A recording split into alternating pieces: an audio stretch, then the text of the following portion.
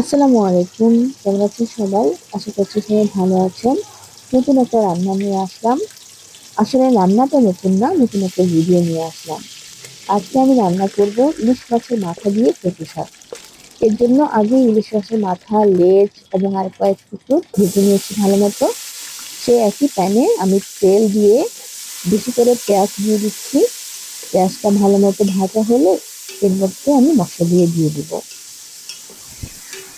কচু শাক আমার খুবই পছন্দ। আমার বাচ্চারাও কচু শাক খুব পছন্দ করে, আর এটাতে প্রচুর পরিমাণে আয়রন আছে। তো যাদের আয়রনের সমস্যা তারা এইভাবে তরকারিটা রান্না করে খেয়ে দেখতে পারেন, খেতে খুবই মজা হয়। আমার পেঁয়াজ ভাজা শেষ, আমি এখন এটাতে রসুন কুচি দিয়ে দিচ্ছি। প্রায় 2 টেবিল চামচ পরিমাণ রসুন কুচি দিচ্ছি।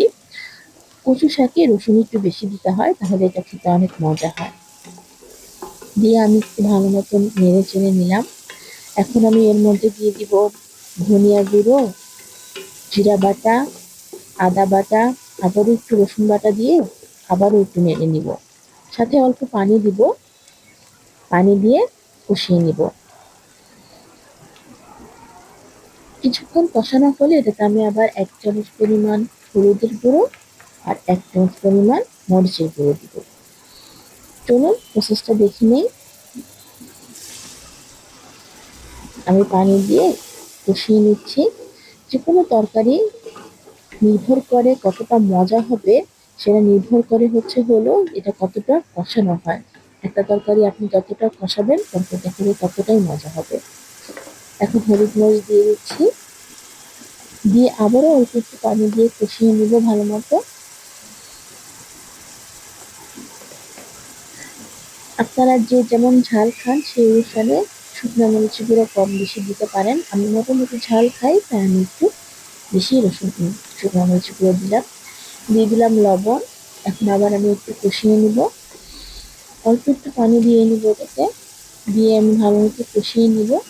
যখন এই মশলাটার উপরে তেল ভেসে উঠবে তখন বুঝতে হবে কষানোটা হয়ে গিয়েছে। এই যে দেখুন আমার তেলটা উপর দিয়ে ভেসে উঠেছে। এখন আমি এখানে আগের থেকে যে ইলিশ মাছ মাথাগুলো ভেজে রেখেছিলাম সেগুলো দিয়ে দিব। দিয়ে ভালো মতো নাড়াচাড়া করে এটা আবার কষিয়ে নিব।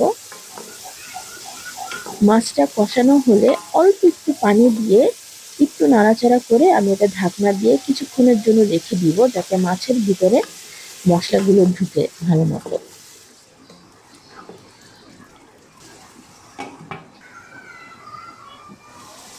প্রায় 5 মিনিট পরে আমি ঢাকনাটা উঠাবো। আমার মাছ কষানো হয়ে গিয়েছে প্রায়।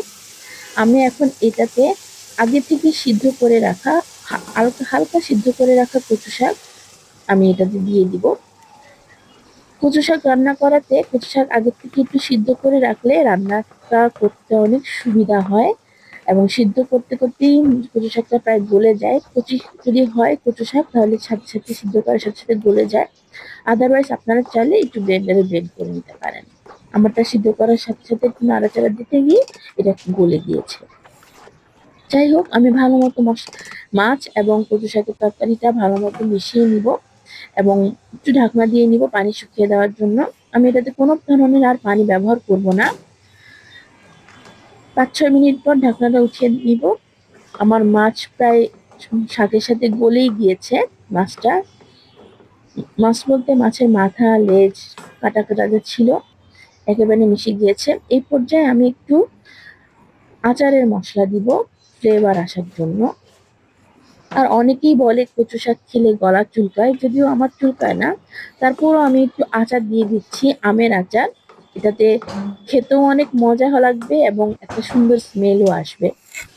তো আমি অল্প পরিমাণ আচার দিয়ে দিচ্ছি এটাতে, দিয়ে আমি আবার ভালো মতো নেড়ে নিব। নেড়ে আবার কিছুক্ষণ ঢাকনা দিয়ে 2-1 মিনিট রেখে দিব।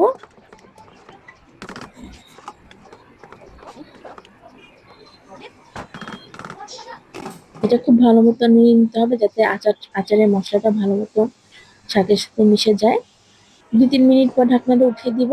এই তো হয়ে গেল আমার কচু শাক তরকারি ইলিশ মাছের মাথা দিয়ে। একেবারে শুকনো শুকনো হয়ে গিয়েছে। এটা ভাতের সাথে কিংবা রুটি দিয়ে খেতে খুবই মজা লাগবে। আমার রেসিপিটা যদি ভালো লাগে অবশ্যই লাইক, কমেন্টস ও শেয়ার দিয়ে সাথে থাকবেন, আর আপনারাও ট্রাই করবেন। এখনকার মতো বিদায়।